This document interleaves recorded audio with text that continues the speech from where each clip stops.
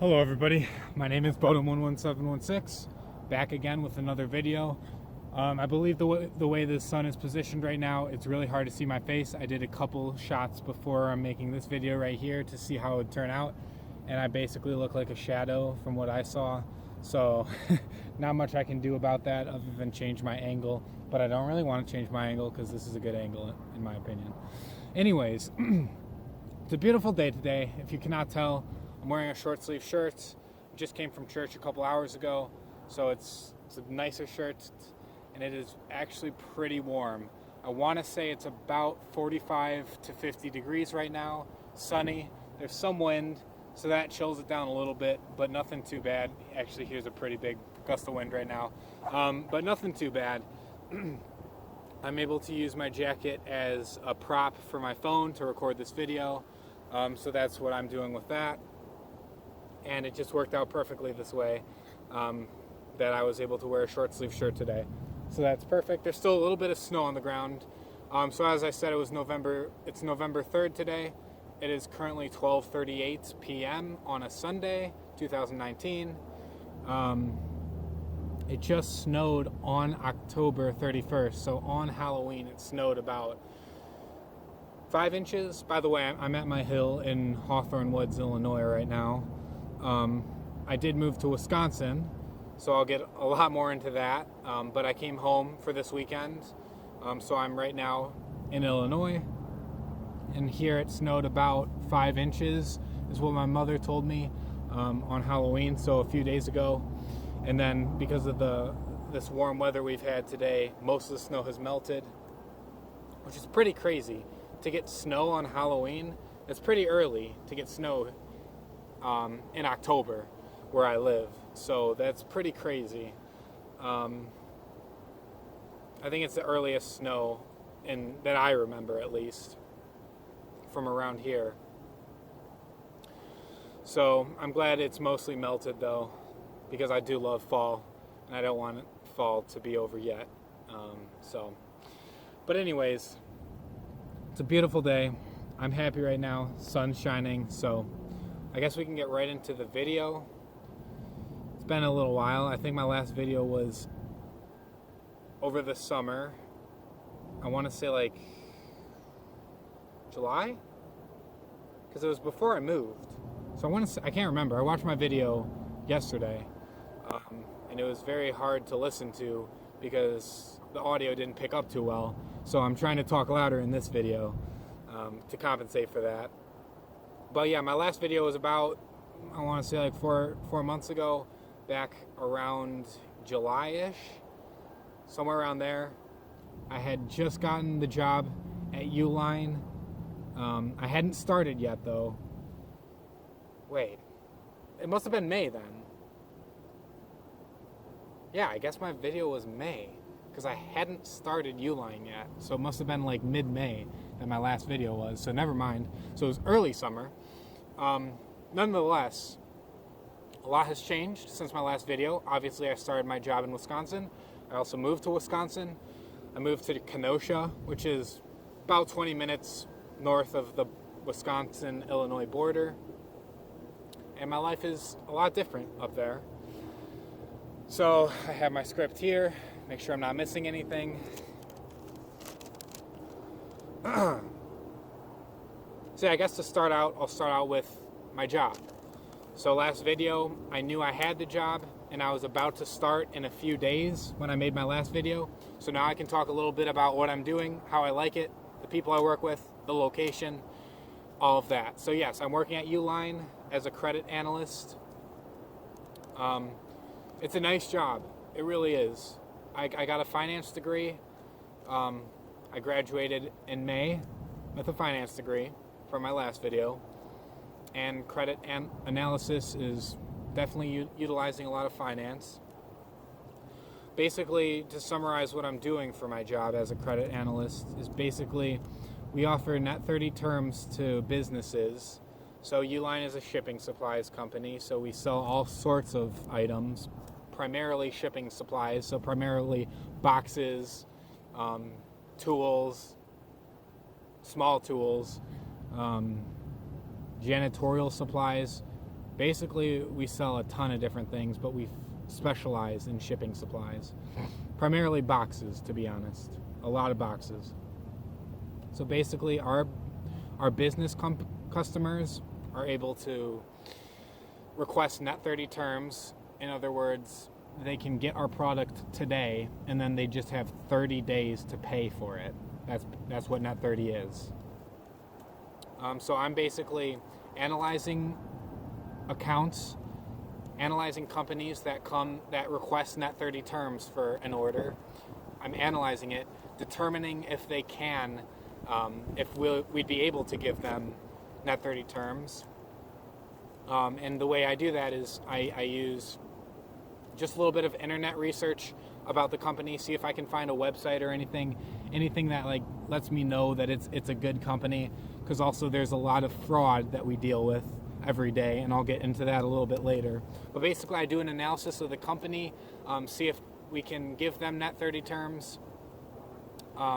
We use Dun & Bradstreet, which is a credit reporting bureau. We pull reports from the company from Dun & Bradstreet, and what that report tells us is basically how they pay other companies when they have a credit line. So when a company requests net 30 terms, we would establish a credit line if we accept the net 30 terms, and then that credit line is how much money they would be able to not pay right now, but pay in 30 days. I explained that pretty poorly, I feel. It's hard to explain, and there's a siren in the background. Not sure what's going on over there. But yeah, so that's basically what a credit line is that we establish for companies. And we use Dun & Bradstreet, we use other sources on the internet to determine what kind of credit line we can establish for these companies. And I don't want to say too much about that because it's proprietary information from Uline, but that's basically how we do our reporting, or how we determine a credit line to give to a company. And then if we are able to let that company buy with net 30 terms for that order, then we just release the order, and then they're all good to go. As long as they pay us within the 30 days, everything's fine. And then if we do research and we're not able to provide a credit line for that company, then we would call the company and request for that order to be prepaid before we send it out. Because if we don't have enough business information, it might be a fraud company, which in other words is just some person who's setting up a fake company to try and request items from us, and then they'd have 30 days to pay, and then they'd just never pay it. So without sufficient business information that we find on the company, a lot of those companies are fraud. And we have different ways of determining how these companies are fraud, and different percentages that we use, the likelihood of them being a fraud company or not. So we basically use different analysis tools to do that. And then if we determine that they're most likely fraud, we contact the customer. We never tell the customer that they're fraud, but we contact them and say, hey, we need prepayment for this order before we can, send it out to you. Sometimes they say, okay, I'll pay. And then other times they say, okay, just cancel the order, to put it politely. A lot of times they're not very happy, and they try and yell at us and say, give us net 30 terms. Basically, we just say, nope, we're not able to do that. If you want, I can cancel the order for you. So basically, that's a summary of the main stuff I do at work. Hopefully that doesn't take too long, but not to bore anyone, because people who don't know much about business might not care at all about that. But that's basically one of the main things I do at work. There's some other smaller things I do at work as well, but that's the primary day-to-day thing I do. I analyze orders and determine what kind of credit lines we can give companies. And like for bigger companies, a lot of orders are released anyways. So if a company is an established account with us, like a big name company like Amazon or something, and they have millions of dollars in sales with us, those orders pretty much just automatically get released on net 30 if they request the net 30 terms, because it's Amazon.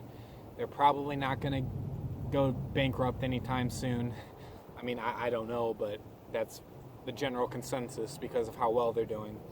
So those orders just go fine through on net 30 terms. We don't analyze the account at all because it's Amazon. You know, everyone knows Amazon. They're pretty financially stable. At least let's hope so. So for bigger accounts like that, the orders just automatically go through. But then again, like I said, for smaller accounts, we do some additional research.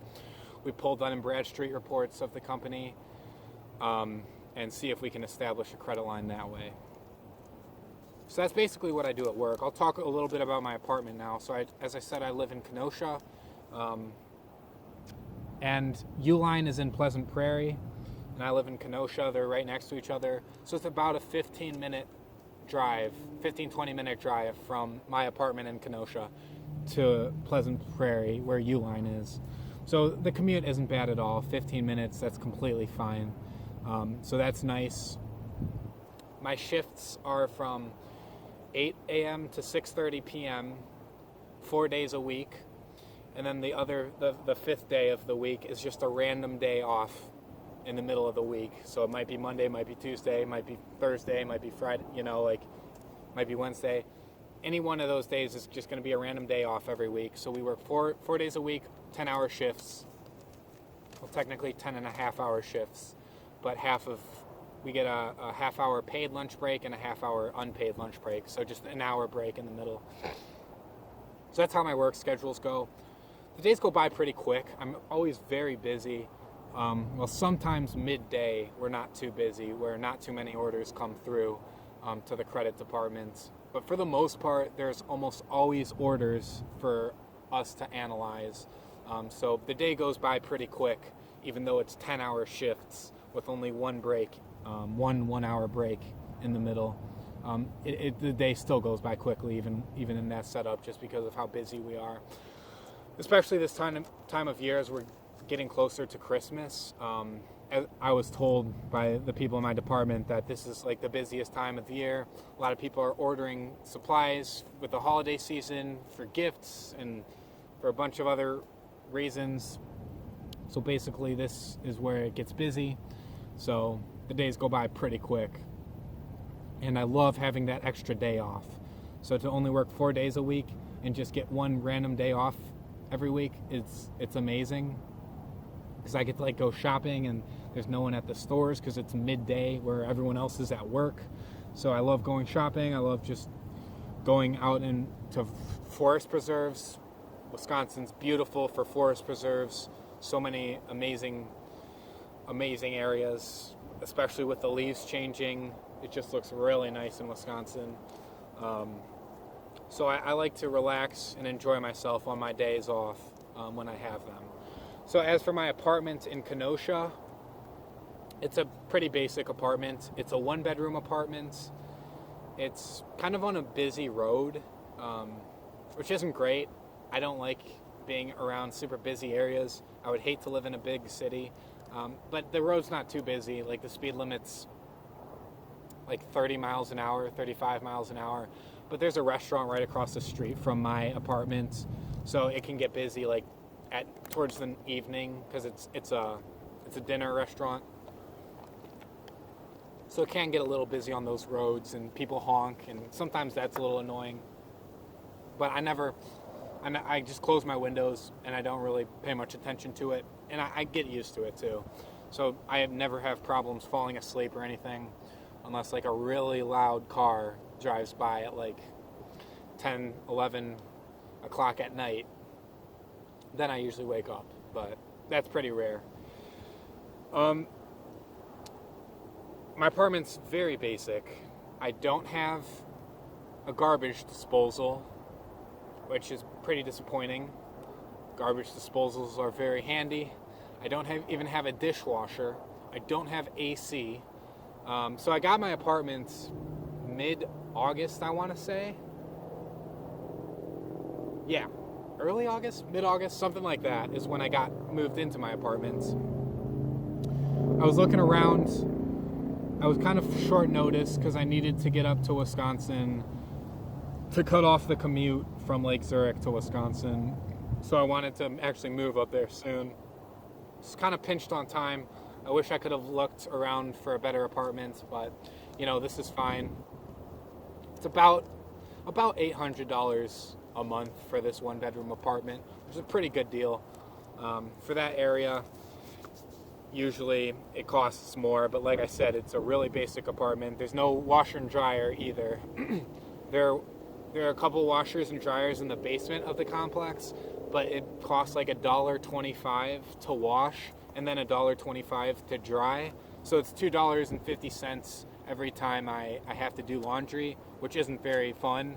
Luckily, I do come back home to Lake Zurich once a month, and I always do my laundry then, so I can save a little money, and I don't always have to use the one in the basement, which I usually don't use. I don't like.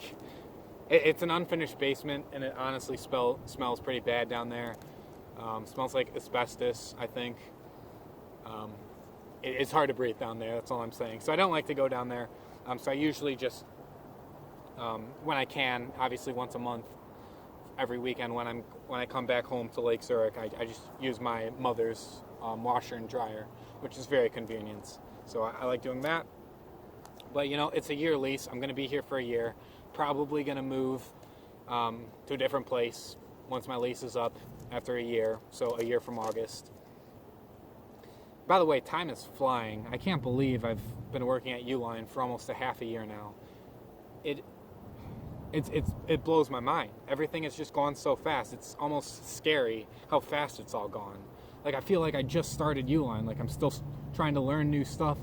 And it's like I've been on the job for like a half a year now, but I still feel new. I feel like I just started like a month ago, even though it's almost been 6 months already.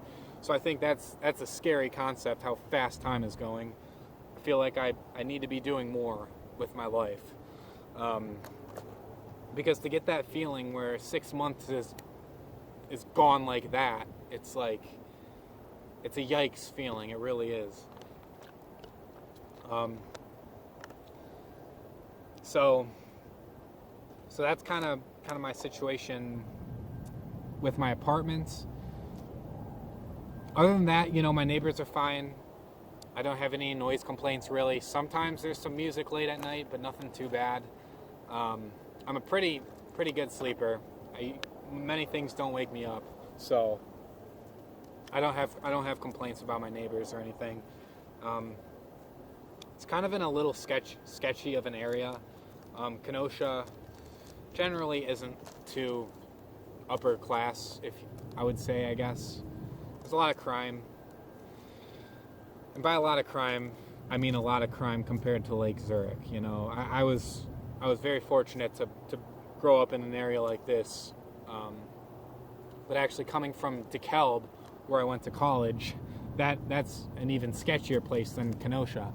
So, but I'd say they're comparable, DeKalb and Kenosha. So the place isn't super, crime-free or anything, but it could be worse. It's just kind of sketchy of an area. But I haven't seen anything terrible or anything like that. So it's fine. Kenosha's fine for me. Pretty close to Lake Michigan. So in the summer, I would go to Lake Michigan every once in a while. Go to the beaches over the summer. That's right. I forgot about that. Probably once a week, I would go to the beach once I moved to Kenosha. Like on a Saturday or something, I just chill at the beach, go in the not ocean, it's a lake, but it looks like an ocean because you can't see the other side, so it's just basically looks like an ocean. But just chill at the beach, go in the water, swim in the lake for a while, and that was really fun. Just get some sun, and it was about a 10-minute drive from my apartment to the beach, so that was very nice to be that close to the lake. Other than that, that's basically it for my apartments. Now on to the next big piece of news. I did get a new car, which I'm pretty happy about right now. I loved my Civics. As I've mentioned before in my videos, I'm sure, I had a 98 Honda Civic LX that I got in 2015. It was my first car. I was 18 years old, I think. I believe I was 18 years old. Yup. I was definitely 18 years old when I got it, because it was a couple months after I graduated high school when I got that first car, and I was about to go off to community college. That's when I got my Honda Civic LX. So that was my first car. Then I moved to a 2001 Honda Civic EX, a 5-speed manual transmission. My 98 Civic was an automatic. So in 2017, I got my manual transmission 2001 Honda Civic EX. Had a moonroof. That's what the EX version has, and also has VTEC. Basically, just increases power to the engine is what VTEC means, in a simplified version. But that was a very nice car. 100. I got it like at 170k miles, and then I got it up to like 180 something miles. So over those 2 years, I drove like over 10,000 miles. Used that car a lot, and I do miss that car. I got this new car, and I'm about to say which car it is, but I got this new car about a month ago. So it would have been, I think, late September. So a little over a month ago, I want to say, is when I got this. Yeah, I want to say like the 27th is when I got this new car. But anyways, to finish up on my Honda Civic EX, it was a great car. That's the car I learned how to drive stick shift in. It was a 5-speed manual. You know, it's a Honda, so it's super reliable. Barely had to do anything to it. Literally, I only had to do oil changes for those 2 years, I think. I don't think I got any actual work done. I may have changed the brakes once. Other than that, nothing really wrong with it. But towards the end of its life, it started to have a few issues, minor issues, really. There was a small leak, an oil leak, but that was due to the fact that the oil bolt that you remove to remove all the oil underneath the car, it wouldn't tighten all the way. So the threads, I think the threads were wearing out. So when I would torque it to try and get it really tight, it would untorque. I don't know how to describe it, but it would never fully tighten, basically. So you could screw it forever, and it would never fully tighten. Because of that, there was a small oil leak, and I didn't really know how to fix it. I didn't know if it was the bolt that was the issue or the actual oil pan threads that were the issue. So I didn't want to really mess with that, because at this point, the car would have been like a decade and a half old, a ton of miles, a Honda Civic, so it's not an expensive car by any means to begin with. So it's like the actual value of the car is pretty low. Am I going to actually want to spend a couple $100s to replace the oil pan to fix this small oil leak? Probably not. So at that point, I'm like, I'm just going to leave it as it is, refill the oil every once in a while, because it was a really small leak. It was like a couple drops a day, usually, that it would drip. So nothing terrible. Like once every couple weeks, I would pour in some more oil just to compensate for that. Anyways, it was a good car, but I got rid of it. I traded it in for $400 towards this new car. Now the grand reveal. The new car that I got is a 2012 Hyundai Elantra Gls 6-speed manual transmission. It has 126,000 miles? No, 136, I think. 136,000 miles. So pretty high mileage for a 2012 car. I think it was only one owner, though. I got it for about $6,500 after all taxes and fees, and then also putting my other car's $400 trade-in value towards that amount. So all said and done, I left the dealership giving them $6,500 roughly, give or take $100 or two. I can't remember, but around $6,500 was the final price, which I'm really happy about. Actually, I think it was more on the upper end of the 6,000, like 6,800, 6,900 when I walked out the door. something like that, which is I thought was a really good deal. The car drove well. It had 6-speed manual transmission, which I really wanted. I was tired of that 5-speed Honda Civic, because going like 80 on the highway when you're only in 5th gear, you rev pretty high. So that extra gear that I have in this car now puts the revs a lot lower, saves a lot of fuel economy, has less wear on the engine because the revs are lower. Engine overheats a lot less because of the low revs. And plus, it's just a newer car. Like, it doesn't really have any problems. There's a small click in the transmission.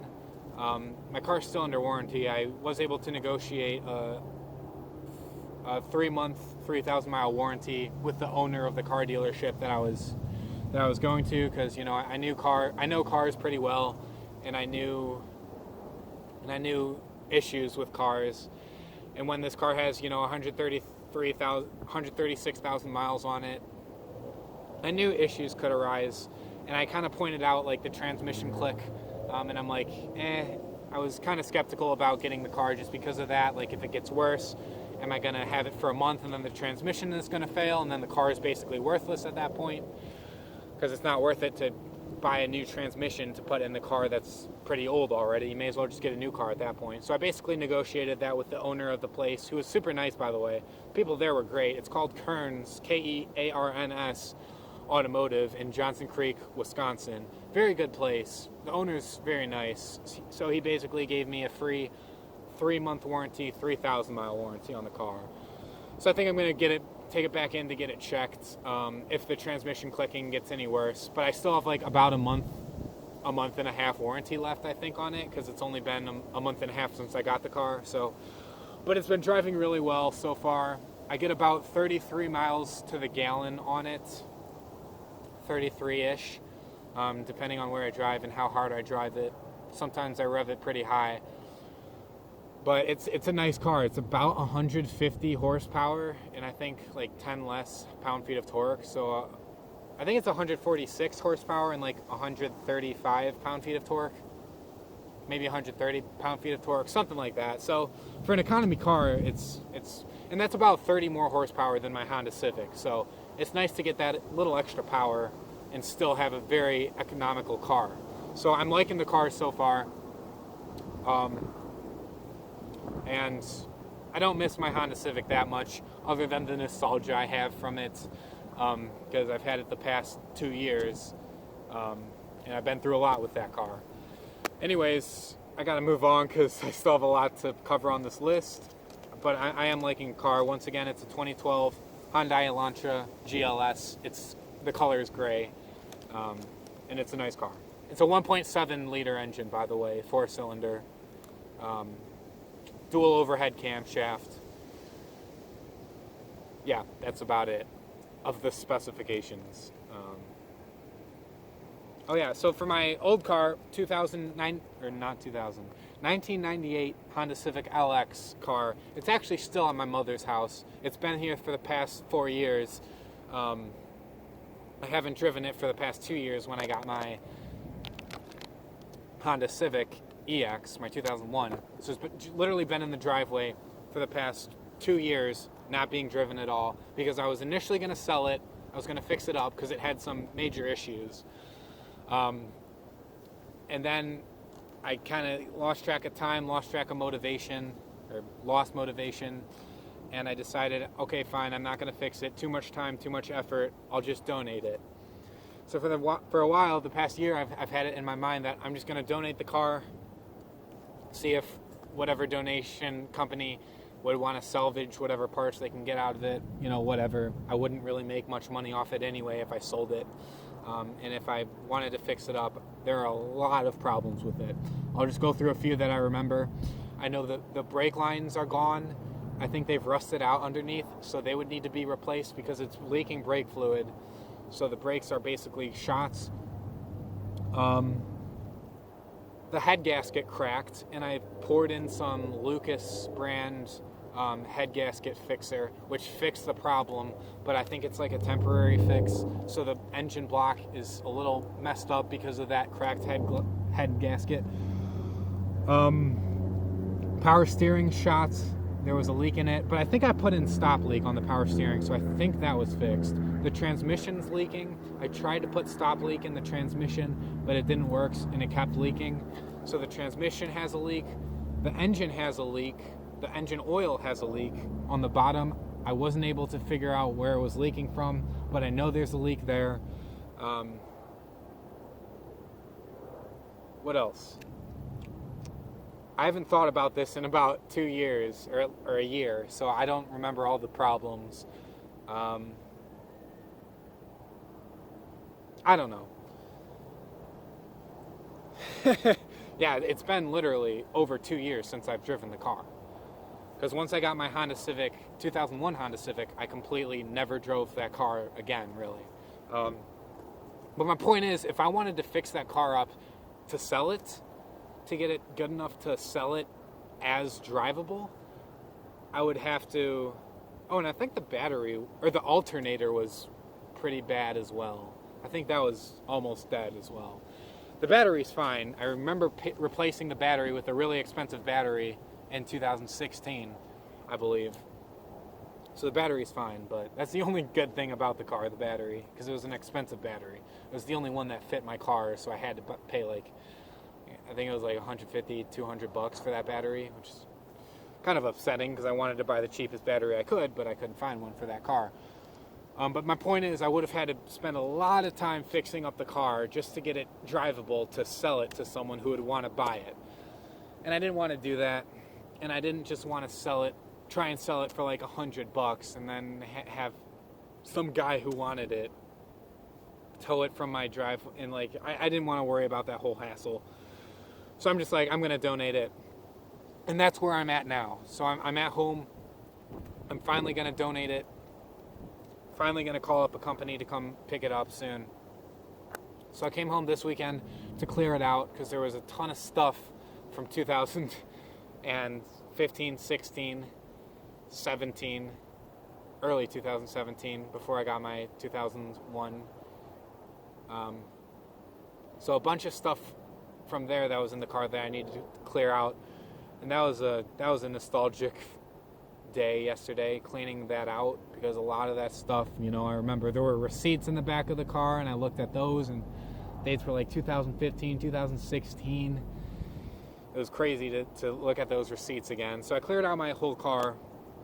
It's completely gone, except for some change. I'm leaving some like coins in the car. Just, I don't know, if the guy who's picking it up to donate it wants it, go ahead. I don't care. I took all the quarters out, so it's just like pennies, nickels, and dimes, which is kind of funny, but hey, there's an extra like $1 worth of change in there for him.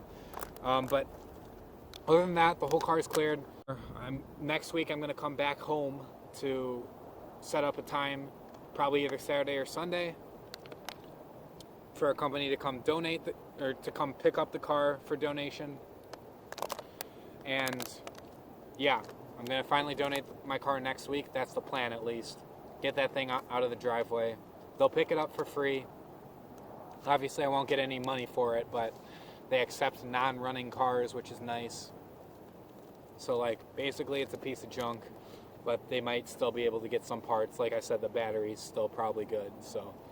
Or maybe not. If it's been sitting for 2 years, I have no idea. But anyways, I'm enjoying my new car now, and I'm ready to get rid of that car, even though it's still pretty sad, because literally I got that car when I was 18, and I'm 22 now, so it's been here the whole time, but it's finally time for it to go. What is next? So, other than work, I work about 45 hours a week. I usually come in about 15 minutes early to go through all my emails, and then leave about 15 minutes late, to help the late shift people, because there are 2 people who work late every day to cover the West Coast customers who has a time zone of 2 hours behind us here in Central Time Zone. But either way, I usually stay about 15 minutes late every day. So I usually work technically about 11-hour days from the time I get there to the time I leave. It's about 11 hours, 4 days a week, so that would be 44 hours a week. Other than that, I'm really into politics right now. With 1 year until the next election, I'm super zoned in about all the candidates. And that's a pretty big gust of wind, so that's kind of cold. But I'm loving politics, so when I come home from work, I usually just put on my headphones, make dinner, and what I'm listening to in my headphones is politics. I'm listening to podcasts, listening to the news, mostly podcasts, honestly. I listen to a ton of Ben Shapiro still. He's still my favorite. I've also been getting into Joe Rogan a lot. He has a lot of Joe Rogan's a very smart guy. Huge on YouTube. That's really cold. I want my jacket right now. I hope you can hear me okay. But I listen to Joe Rogan a lot. He brought on Elon Musk, I think a few months ago, and I listened to that. That was fascinating. He brings on a lot of political people, a lot of just random people. It's hard to even describe. I can't narrow him down into one segment.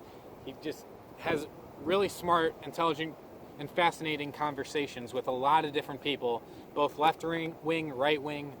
Some people are there about health industry. Some people are not there about anything like sports. Just a bunch of different topics. And a lot of the people, he has over 1,000 episodes of his podcast on YouTube. So I listen to that a lot now. And they're usually about 2 or 3 hours long, so it's a big commitment, but I just listen to it in chunks, usually. He had Bernie Sanders on, too, about, I think, a month ago, and that was really interesting. That was about an hour and a half podcast. Although, I'm a Republican, and I don't agree with Bernie Sanders on almost anything, it's still interesting to hear, both sides of the aisle, and I'm always willing to listen to what Democrats have to say, even though most of the times I don't agree with them, except for gun control. Personally, before I talk a bunch about my political views, personally, I just don't like the feeling of someone walking down the street with a gun. I don't know. I just don't like that. That kind of scares me. And that's my personal opinion.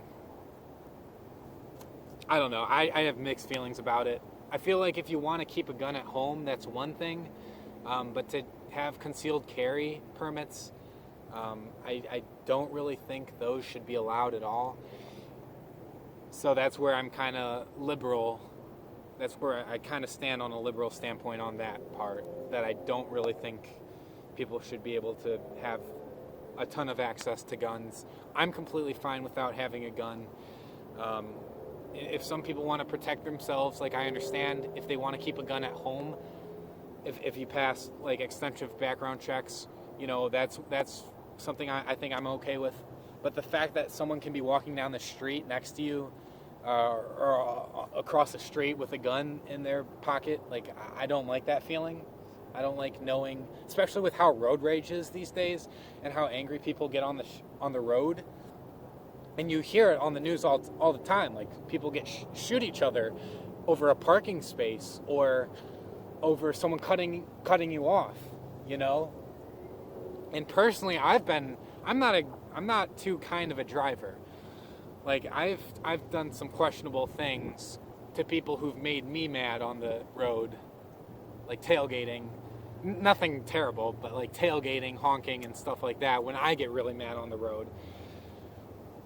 People have done it to me too, and it's I remember one time when I was at NIU, I might have told this story, I don't think so, but a couple of years ago, in 2017 when I was at NIU, I just remember coming home, and I passed this guy really fast, and the lane was ending, so I had to go really fast to pass him, and he just got super mad, tailgating me, slamming on his horn, having his high beams on at me the whole time. And I'm this guy is extremely, I couldn't see him because it was pitch black and I was just coming home from home back to school. So it was pitch black, basically, and his high beams were on. I couldn't see inside the, through the windshield. I couldn't see him at all. I saw a little outline, so I couldn't see his face. I couldn't see how angry his face was, but based on how he was tailgating and slamming on his horn and his high beams and whatnot, I can tell he was extremely angry. And I was thinking to myself, if this guy has a gun, he's probably going to shoot me. There's a train now, so I'm going to pause.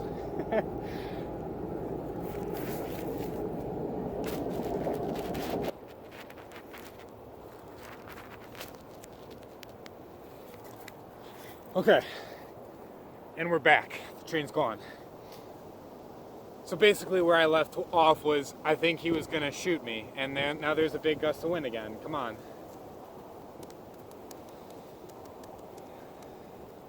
Okay. And I know that's probably not a fair assessment. Not everyone is just going to carry a gun to shoot someone when they're mad on the road.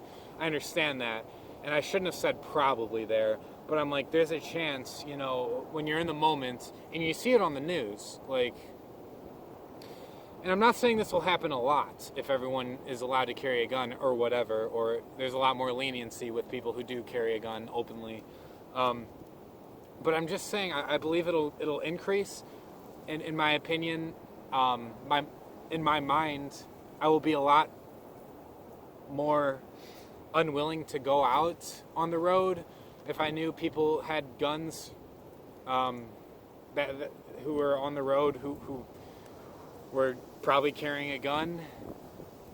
I don't like that thought. So that's basically why I'm liberal on that. I can't even remember why I was onto that. Oh yeah, politics, left wing, right wing. But yeah, my whole point is to get back to the original point. After work, I would listen to politics a lot, and yeah, I just checked, and this video is already 40 minutes. I can't believe that. This is going by so quick.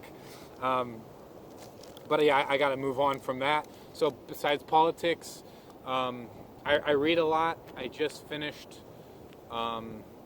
recently finished a book called The Case for Christ.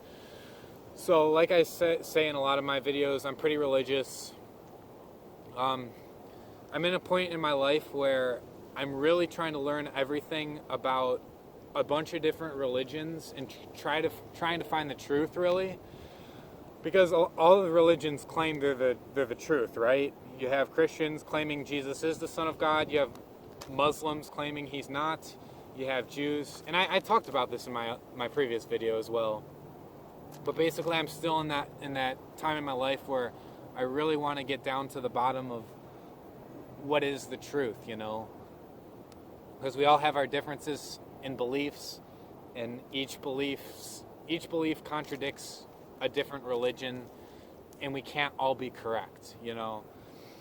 So that's why I'm reading religious books, and I just got a book yesterday, actually, called The End of Faith by Sam Harris. Sam Harris is an atheist, and he's a pretty rough critic on all religions. So I usually read Christian books that that give evidence as to why Christianity is the truth, and they rebuke other religions, and that's kind of most of the books I read. And now I'm actually going to be reading one that says Christianity is false, Islam is false, Judaism's false, all religions are false, and here's why. So I'm excited to read that, because like I said, I like to hear all different perspectives on politics, religion, and all that, and then I'll come to my own conclusion about what I believe is the truth. So I'm really excited to read this book to kind of refute the claims of Christianity and to try and convince me why Christianity is wrong. And that's fine. Please try and convince me. I'm always open to that. And that's what I talked about in my other video too, with my ex, who tried to convince me Christianity was wrong and who wanted me to believe in her religion of Islam. By the way, really quick to touch on that, I'm still a little sad about that breakup. It just takes time, I've talked to her a few times between now and the breakup in May.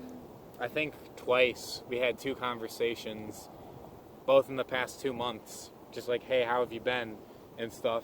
And it's a little sad, still trying to get over that, but like I said, it just takes time. Time heals all wounds, so I'm still getting over that, but mostly I'm okay. I've got priorities on other things now. I'm still single, and frankly, I would like to be single for some more time now. I just remember when I was with her, everything was like, I didn't grow at all. I was comfortable in life. I was comfortable with her. I was comfortable having someone to talk to about anything I wanted, and I did. I talked to her all the time, and that took away from studying religion and studying politics, studying business. It took away time that I would normally use to do more productive things. So when I'm single, I've noticed this. I'm more sad in my life, but that sadness motivates me to do a lot better things and a lot more things and to learn a lot more than if I was with a girl, and talking to her all the time and going out with her and stuff. So it's like, it's a trade-off, I guess. Like, do I want to be with a girl now and just be happy and then just kind of live a comfortable life at that point? Or do I want to be single, really focus on myself, be less happy, but grow a lot more? And I think I would rather choose the single route right now. I'm 22. I still got plenty of time to find someone to marry. Right now, I want to get my values straight, learn as much as I can, excel in business, learn more about religion in general, have a more definitive ideology on religion. And that's kind of where I'm at. So I really think it's more beneficial for me to just be alone right now while I'm still young and just not get caught up in all that drama with another girl who statistically speaking, I'm probably going to go through another breakup again. So is it worth it right now? I think the answer is no. And again, I'm not saying like if I don't meet someone, or if I meet someone I like, I'm just going to say, yeah, sorry, I want to be single right now. No, like if I meet a girl I really like, I'm going to try to be with her, because I just feel like I'd miss out. Like, what if she ends up being my wife and I say, sorry, I want to be single right now? Like, I can't live with myself knowing that I missed that opportunity, But I'm not actively seeking, I guess you could say. When she comes around, whoever she is, that's when it'll happen. But for now, I am completely fine with being single because I know I can grow. Anyways, it's probably about 50 minutes right now, so I just have a few more things to talk about really quick before I end this video. So basically, after work, I'm reading, I'm listening to podcasts / politics. I'm still watching some YouTube, some leisure activities, watching movies. I still like to watch movies a lot. So when I come home, I do have Netflix, so I'm watching movies. I'm going to the gym a lot, not a lot, but probably about twice a week, and I go through some hard workouts. I'm a little over a 6-minute mile right now, because the treadmills are weird. I run on treadmills since, the weather's pretty cold and snowy out as of right now. So I've been running in treadmills inside the past month or two, because at Uline there are a couple fitness centers, so I do workouts and I run on treadmills there. And I've gotten down to about a little over a 6-minute mile. The treadmills cap out at about 6 minutes, 15 seconds. So I think that's where I'm about at. But sometimes they go lower. Sometimes you can get them down to a 6-minute mile. I think they have that capacity just because of danger or something. They don't want the treadmills to go too fast. I don't really know the answer. But sometimes their capacity, their max speed, is not where I want it to be, and I want to run faster, but I can't. But 6 minutes and 15 seconds for a mile is running really fast, and that's hard for me to do. And it's a lot of training to get up to this point. Over the past month, about 2 days a week, I've been training for these quick miles. So to get it down to, and I think I started at like 7 minutes 30 seconds for my mile, or maybe even 8 minutes. So I got it down about a minute and a half. So I'm really training on that. I've been doing a lot of arm weight training exercises. So after my mile run, I do weights, I do bicep curls, I do benches. My max bench right now is about 165 pounds, which isn't that great. If anyone knows anything about weightlifting, that's nothing to be proud of. But I'm not a super strong guy, you know. But I'm definitely getting better. I'm trying to push that. I want to get that up to 200. I would love a 200 max bench, but I can't get that right now. I can get a couple reps of 165. I haven't actually tested out my max rep that I'm able to do, but I know I can hit like 2 or 3 reps of 165. So on a Smith machine, by the way. I don't know much about weightlifting, so maybe Smith machines are a little easier because it guides the bench, however you want to say it, like that. But other than that, I go to the gym about twice a week, and I run, I work out. Oh, and there's also a sauna, which is so nice. It's a dry sauna with essential oils in there.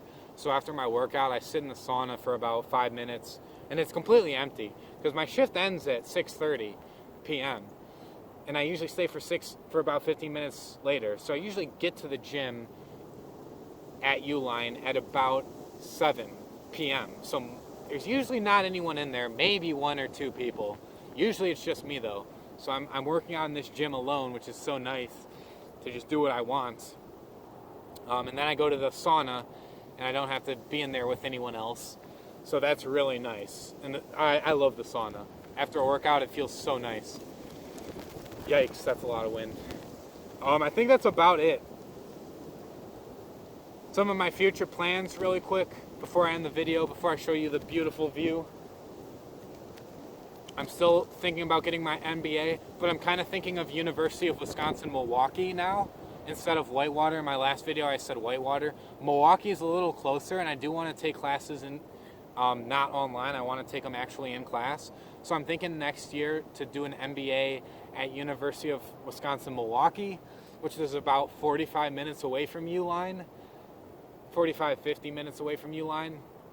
So I'm thinking of living somewhere close to Milwaukee, so that way I can commute to work and then commute to school, and I'll live kind of by school, so that way, you know, it's pretty close. It's still pretty close between Uline and school. That's kind of my thoughts. I wish there was a school closer. I mean, there is University of Wisconsin Parkside, but I heard that's a pretty bad school. But Milwaukee is supposed to be a good school. I want to check out the campus, hopefully, maybe soon actually. Just go up there to visit, look around, see how I like the campus. I don't know.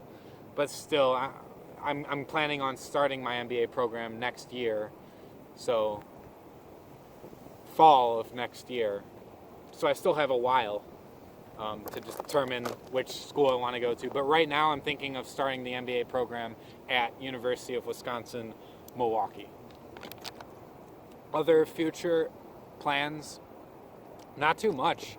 I kind of feel like I'm not really doing anything right now. Like I said, I'm going to the gym, I'm listening to politics, I'm reading, and I'm going to work.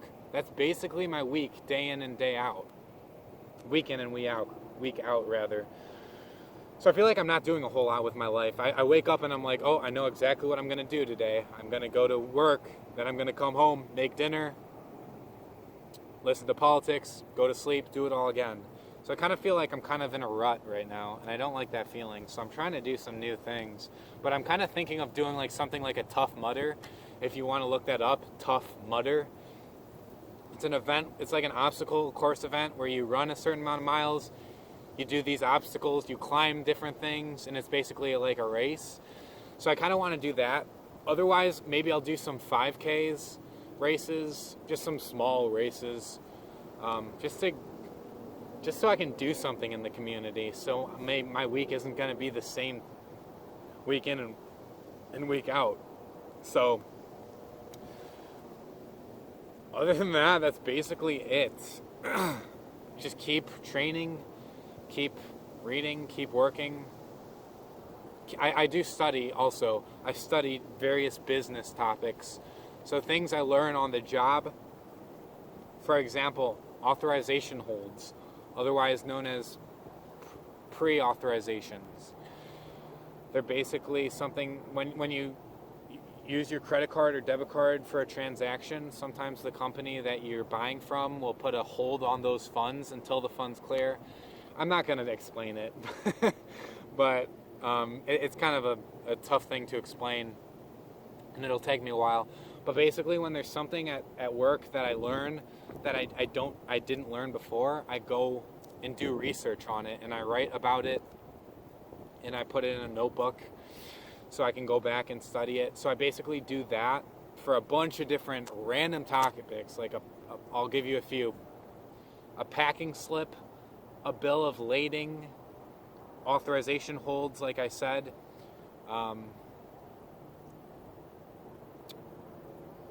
What else did I write about?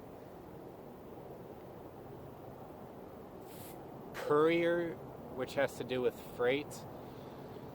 Just a bunch of random topics. I would need to look at my notebook to see the topics I wrote about. But just a ton of different topics. I write about a page, maybe a half a page, random facts about it, kind of explaining it to myself. And then I can just go back in that notebook and look at it whenever I need to. So that's basically what I do to study, since I'm not in school, obviously. I just do research on random topics that I use at work that I want to learn more about. So that's also something I do in my life. Other than that, I basically just explain my whole life to you. Oh, and I still go to church. I go to Journey Church, I forgot to mention. Journey Church is a huge church in Kenosha. It's a really nice church. I like it a lot, so I go there every Sunday morning. And now I've also been going to Carthage College just to visit campus, to read the Bible for 2 to 3 hours every Sunday. So after church, I usually make myself some lunch, relax, and then I go to Carthage College to read the Bible. And I go to Carthage because it's beautiful. It's right next to the lake, literally right next to the lake, Lake Michigan. And I go to the second floor of this one building. I first started going to Carthage 2 weeks ago, so I'm still new to the campus. I walked around 2 weeks ago, or maybe 3 weeks ago. It was either 2 or 3 weeks ago. But I'm still new to Carthage, but it's beautiful. I love Carthage. It's a small private college, but it's a really nice place. And I just sit on the second floor with a huge window on a nice comfy chair with the lake, where I'm just looking out at the lake while I'm reading the Bible. And I do that for 2 or 3 hours a week, because I always read the Bible 2 or 3 hours a week, but I just started doing that at Carthage. I'm starting the book of Acts today, actually. I just got done with John. Acts, yep. So I'm starting Acts today. Going to read for 2 to 3 hours once I go back home. It is now 3:39 p.m. So I'm going to finish this video, rewatch it, and then when I get home, I'll go to Carthage, read the Bible for probably only like 2 hours, because it'll be kind of late when I get home. It'll be like probably 4 o'clock when I get home, so read until 6 at Carthage. And Carthage is only about 10-15 minutes away from my apartment. So everything just works out really well. But I basically described my entire life in this video right now. This was a very long video, I'm sorry. But I'm going to appreciate it when I'm older, looking back on this video. I'm going to be happy that it's an hour long, so I got your back, Bobby. Other than that, let me make sure I got everything on my list here, which I do believe I did. Yup, 1 day off, study, church. But other than that, I wrote this down too. I'm pretty happy in my life, generally. I wake up relatively happy. I said that I'm kind of feeling bad that I'm not doing enough, but I also know that I am doing a lot right now, and I understand that.